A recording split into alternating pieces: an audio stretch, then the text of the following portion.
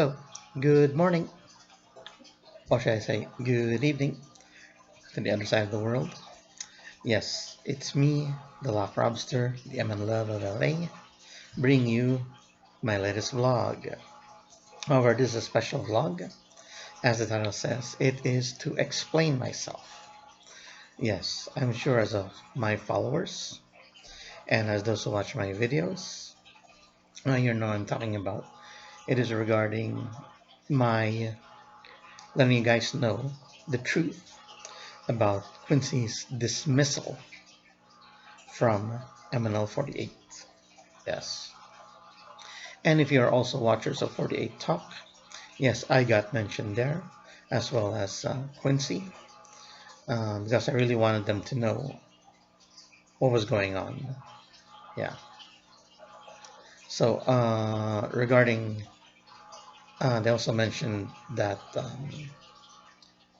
rather than me talk about it, Quincy, Quincy herself should do it, or rather her dad, and then uh, they made the issue about the line I've crossed, which is the invisible line between fans and idols, or even the fans and idols' families. Okay, so okay, one thing I'd like to clear.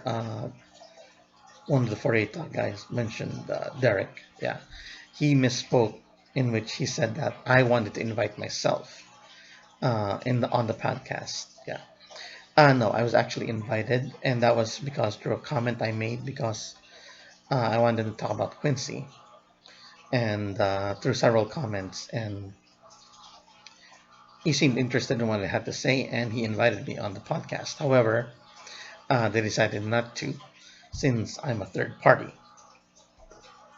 Yeah, and I only found that on the episode. It's not like they messaged me or anything. Oh, you can't come on. You can't come on the podcast like that. I just found it on the very episode when they posted it on YouTube. But I have no hard feelings about that. I mean, it's their decision whether to put me on or not, and what they said, and I respect their decisions, and I respect their comments regarding what they believe are the rules regarding fans and idols. Okay. So much as I like to address a lot of comments that came up regarding that episode, regarding Quincy saying that Quincy was removed because it was a rebellion, or that she should really speak up, or her father shouldn't have contacted me, and yada yada yada, and all that. Anyway, as uh, as I said, this video is to explain myself. Okay, so I wrote a statement to read to you all. Okay, it's actually the form of comment that I put on the episode of 48 Talk. Yeah, I intentionally did that so you know, it's been a week since that episode, so probably everyone's tired of talking regarding that episode. So I was the last one to comment on that particular episode because it was regarding Quincy and my involvement. Okay, so here we go. Ready or not? Okay. So, thanks for tearing me a new one, guys. Just kidding. No hard feelings from me at all, though I want to do a slight correction. Okay. Derek misspoke that I wasn't trying to invite myself on the spot on the podcast, when in actuality, I was extended an invite to be on it. Now that I got that out of the way, time for the real heart of the matter. I agree. Quincy should be the one to talk about what happened. Unfortunately, she cannot, due to a 6-month non-disclosure clause that is stated in her non-renewal paperwork. Nor could his father go to the media with this, for the same reason. What other recourse do they have then? They are going through the legal process to get justice for their daughter, as she was summarily removed without due process. Anyway, you'll all have to wait until November 24 to hear directly from her. Regarding the line between fans and idols, I'm well aware of the rules of it. And I've always thought of myself, if the time I encounter my Kamiyoshi right in front of me, I would be too shy to talk to her. Now that she's gone, I won't have that. I won't have the opportunity to do that. If you're wondering if I've spoken directly to her, the answer is no. I've only spoken to her father regarding all this, and what he told me spurred me to do what I've done. Perhaps it is a Filipino thing, but I think it's more of who I am as a person who wished to help when a wrong has been committed, a person who cares too much without getting any kind of reward, a person who thinks that justice must prevail in a situation such as this. Yes, it was wrong of me to cross over that line, but now that I've crossed it, I don't think I can go back. I won't abandon this family whose only wish is to get the truth out there for everyone to hear and to anyone who will listen. If I am the instrument of their own choosing for this task, so be it.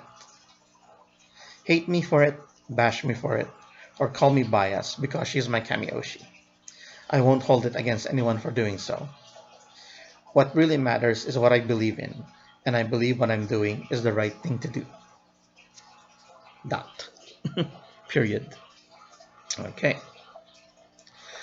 So that's basically the comment I left on that particular episode of 48 Talk, and I'm sharing it with you just in case no one happens to read that comment, and now you've heard it. And there you go. So I'm not doing this to gain more followers. I'm not doing this to get more views. I just want to help by revealing the truth because we're all stuck on speculations on what happened and no real truth is coming out. And HHE, to tell the truth, is to take a big grain of salt because they said that she left for personal reasons. No, she did not. As I explained myself in a video before, the devil in the details. That is what happened. Okay. As I mentioned before, that had HHE just said that, oh, Quincy left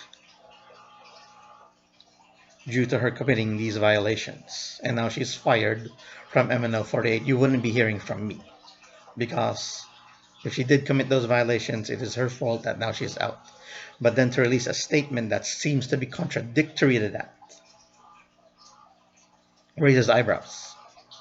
Okay? And I wouldn't give much, how do you call this? I wouldn't give too much, maybe grain of truth of what HHE has to say. Okay? Because I mean, the way they're treating the girls, the way they're treating the parents, and the way they're treating the fans. Okay. I mean, this agency shouldn't be allowed to control the girls. Okay. I mean, if it works the way that Japan is, yeah, that each girl there has their own agency. And the agency is the one that sends them to the audition. Now, AKS, the one that does AKB48, and their sister groups, chooses girls regarding their potential of being an idol, not due to a popularity contest, which what HHE did by doing the It's Showtime MNL48 audition. Yeah.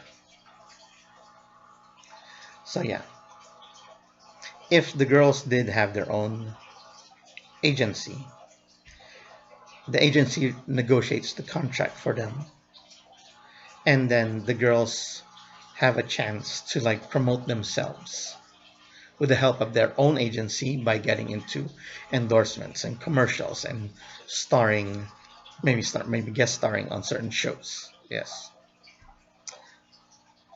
Case in point that my reliable source has told me. Okay.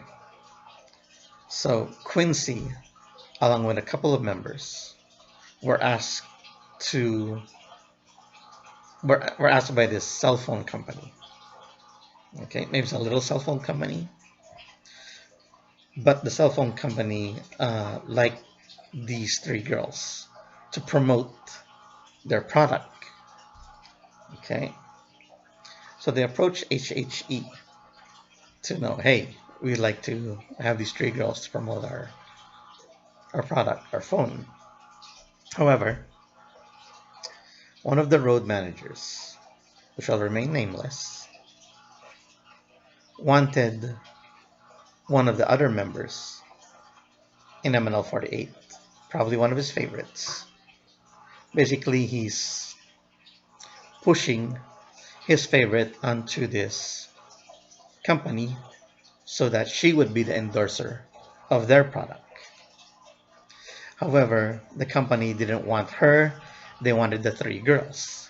So because of that, negotiations collapsed, and the three girls that originally wanted did not get to be the endorsers of their product. Okay, so I mean, if HHE is not willing to bend at least backwards to help these other girls, or not these particular girls, but maybe other girls who wants to go out there and promote themselves by being endorsers of certain products, to being commercials, to be guests on a TV series or a movie, be in a movie or in a certain show, then something is wrong with that system. Okay, and how do you say this? I lost my train of thought. So yeah, as a person who cares so much, there you could see that there's something wrong, and they should be held accountable for what the wrong things are and what's going with MNL 48. Okay.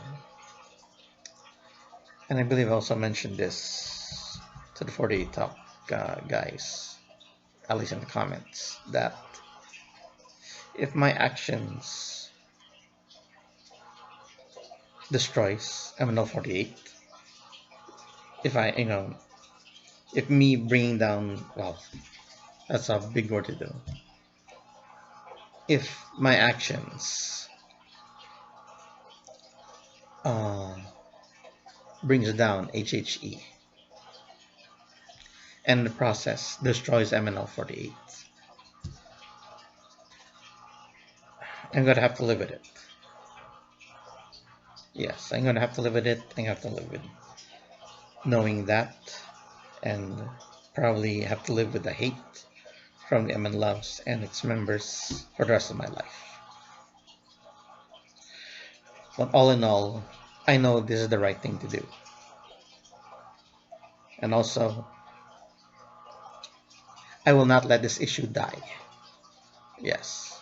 I mean, because of the 6 months, I guess they're hoping that this issue with Quincy will die during that 6 month span. No, I'm not going to let that happen. Okay, you will be held accountable for your actions and what you did, your business practices, whatever it is. And that's what I'm fighting for. I'm fighting for justice. Okay, I guess there's nothing more to say than that. I hope I explained myself very well, that this is not something I take lightly because of what I've been told. And I guess you have to take it from me, since none of the persons involved could really say anything about it until that, what do you call this, that 6 months is over. So you have to deal with me for a while. Okay, that's pretty much as much as I could say.